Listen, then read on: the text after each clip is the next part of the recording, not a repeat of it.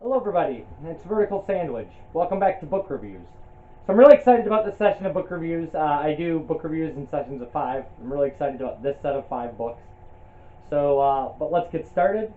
So our first book is The Fountains of Paradise by Arthur C. Clarke. So Arthur C. Clarke won twice for the Hugo Award for Best Novel. He may have won a Retro Hugo Award, which is maybe a thing we'll talk about later. Hugo Awards for novels before the Hugo Award was awarded, or in years where it wasn't awarded. He may have won for Childhood's End, another famous and actually maybe kind of the most read like Arthur C. Clarke novel. It certainly tops the Google searches for him. An unusual Clarke novel. It's very kind of metaphysical or kind of magical, whereas this is not. This is very much like Rama, which is the first Arthur C. Clarke novel we talked about. And Arthur C. Clarke, obviously a legendary name in science fiction.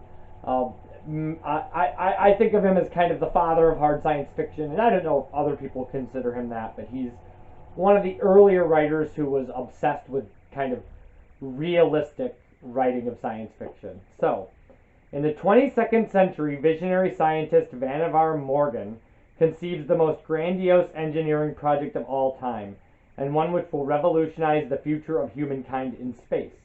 A space elevator, 36,000 kilometers high, anchored to an equatorial island in the Indian Ocean. Now, the equatorial island mentioned here is a fictional one that Arthur C. Clarke kind of made up that is largely based on Sri Lanka. And the idea is the only place where the space elevator will work is a place inhabited by or already occupied by ancient ruins. So there's a contrast between this modern engineering project and this ancient engineering project. And the timeline actually tends to kind of jump back and forth.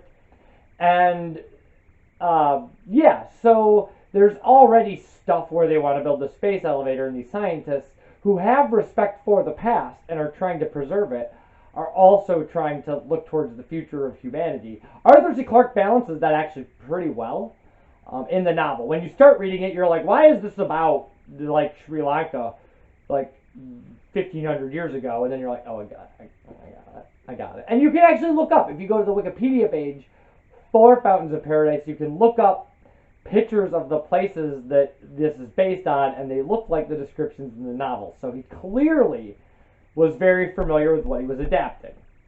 Now, that being said, get ready for an exhaustive discussion of building a space elevator, because that's what you're going to get from this. Arthur C. Clarke is clearly obsessed with the engineering of a space elevator. I also am obsessed with the idea of a space elevator, so this was a real treat for me. So let's just read a part of it. Let's just try to read a chapter, shall we?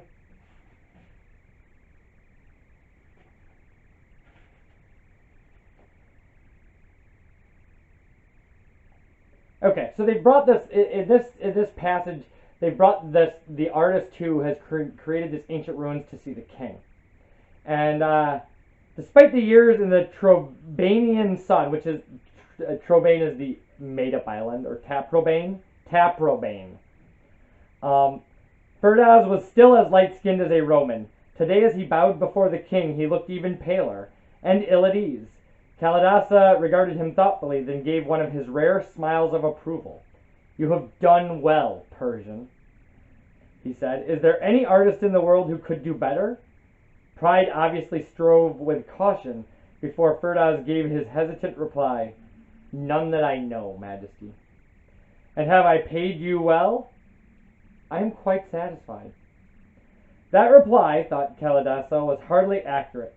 There had been continuous pleas for more money, more assistance, expensive materials that could only be obtained from distant lands, but artists could not be expected to understand economics or to know how the royal treasury had been drained by the awesome cost of the palace and its surroundings. "And now that your work here is finished, what do you wish?" "I would like your Majesty's permission to return to Isfahan, so that I may see my own people once again. It was the answer that Kalidasa had expected, and he sincerely regretted the decision he must make. But there were too many other rulers on the long road to Persia who would not let the master artist of Yakagala slip through their greedy fingers, and the painted goddesses of the western wall must remain forever unchallenged. "There is a problem," he said flatly, and Firdaus turned yet paler, his shoulders slumping at the words. A king did not have to explain anything, but this was one artist speaking to another. "You helped me to become a god. That news has already reached many lands. If you leave my protection, there are others who will make similar requests of you." For a moment the artist was silent. The only sound was the moaning of the wind, which seldom ceased to complain when it met this unexpected obstacle upon its journey. Then Firdaus said so quietly that Kalidasa could barely hear him, "Am I forbidden to leave?" "You may go, and with enough wealth for the rest of your life, but only on condition that you never work for any other prince." "I am willing to give that promise," replied Firdaus with almost unseemly haste. Sadly, Kalidasa shook his head. "I have learned not to trust the word of artists," he said, "especially when they are no longer within my power, so I will have to enforce that promise." To Kalidasa's surprise, Firdaus no longer looked so uncertain. It was almost as if he had made some great decision and was finally at ease. "I understand," he said, drawing himself up to his full height. Then deliberately he turned his back upon the king, as though his royal master no longer existed, and stared straight into the blazing sun. The sun, Kalidasa knew, was the god of the Persians, and those words Firdaus was murmuring must be a prayer in his language. There were worse gods to worship, and the artist was staring into that blinding disk, as if he knew it was the last thing he would ever see. "Hold him!" cried the king. The guards rushed swiftly forward, but they were too late. Blind though he must now have been, Firdaus moved with precision. In 3 steps he had reached the parapet, and vaulted over it. He made no sound in his long arc down to the gardens he had planned for so many years, nor was there any echo when the architect of Yakagala reached the foundations of his masterwork. Kalidasa grieved for many days, but his grief turned to rage when the Persian's last letter to Isfahan was intercepted. Someone had warned Firdaus that he would be blinded when his work was done, and that was a damnable falsehood. He never discovered the source of the rumor, though not a few men died slowly before they proved their innocence. It saddened him that the Persian had believed such a lie. Surely he would have known that a fellow artist would never have robbed him of the gift of sight. For Kalidasa was not a cruel man, nor an ungrateful one. He would have laden Firdaus with gold, or at least silver, and sent him on his way, with servants to take care of him for the remainder of his life. He would never have needed to use his hands again, and after a while he would not have missed them. Okay, read this book. This is another thing. This is like, so Arthur C. Clarke is, Arthur C. Clarke is like, he's like the conscience of sci-fi, right? Like, one of the things that is wonderful about Arthur C. Clarke is there are a lot of legends of science fiction. There are people like Heinlein and Asimov and stuff, but like Clarke is the guy that you want people to think of when you think of science fiction, because he's the science in science fiction. He's the guy who just like has credibility and knowledge, and not that those other guys don't have that, but that's the thing. When you read Arthur C. Clarke, you feel he's taking you seriously. And there's something very beautiful about that in his narrative voice. That he's not going like, oh, robots. He's going, oh, like, I really want you to understand what I care about. And, like, what I care about is the science stuff. And you go like, I also care about science stuff, Arthur. So I will read your book. Like, I like Arthur C. Clarke a lot. His pacing is awful. If what you want is, like, Asimov is great for lighthearted, fast pace, right? Clarke is not. And Clarke he's deliberate. He's very deliberate in kind of getting, his point across in being kind of accurate and realistic. So like if an engineering project is going to take a decade, this book is going to cover a decade. And you know, you respect that or you don't. It's harder to read it in Rama than it is in this because of the jump around in time and the dealing with kind of Sri Lankan, like fake Sri Lankan culture and the space elevator. He does a pretty good job of pacing for Arthur C. Clarke. So this is a very readable Arthur C. Clarke book. I mean, I have no argument about this winning a Hugo Award.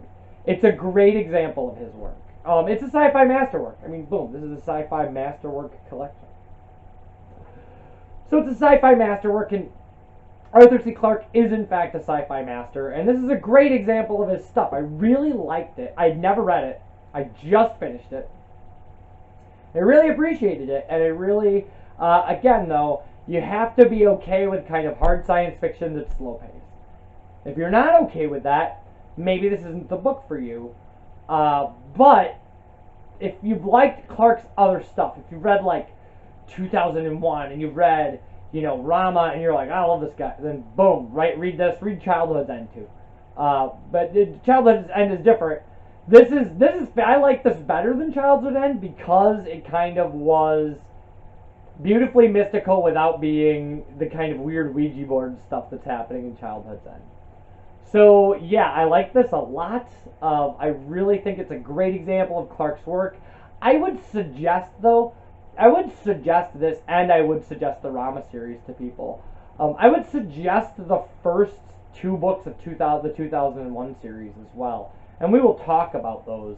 Because it's 2001, 2011, 2061, and 3001. We'll talk about those at a later date, maybe when we're done with Hugo Award winners. Well, I mean, we have so much stuff to talk about. But I like this. I like this a lot, and I really think that it's a fantastic read. I can suggest it to you. And like I said, you just have to be prepared. If you love the idea of a space elevator, you'll love this.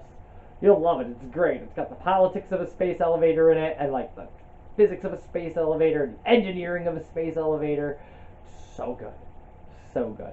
And if you don't like the idea of a space elevator, or you've never heard of the concept of a space elevator, check out what the concept of a space elevator is and how it works and the proposed designs for it, and then read this book and go like, wow, he was way ahead of it. Like, he really was on it. So, that's my review for this. Thank you guys for watching. This book is available everywhere. It's an Arthur C. Clarke book. It's never going to go out of print. So, you can buy this book and read it, or you can steal it. You can probably illegally download it somewhere or something. You can probably get it being read by Piers Morgan or something. I don't know. That was just like a random celebrity name I pulled out of nowhere. I'm sure there's an audiobook. So there's Kindle editions. You might even be able to get those for like free somewhere. I don't know. So, but I would suggest it. It's a great book. Like, I was enthralled, and it's only like 240 pages. So it's not a heavy book. It's a light, nice read. So that's my review, and I will see you guys next week. Bye, everybody.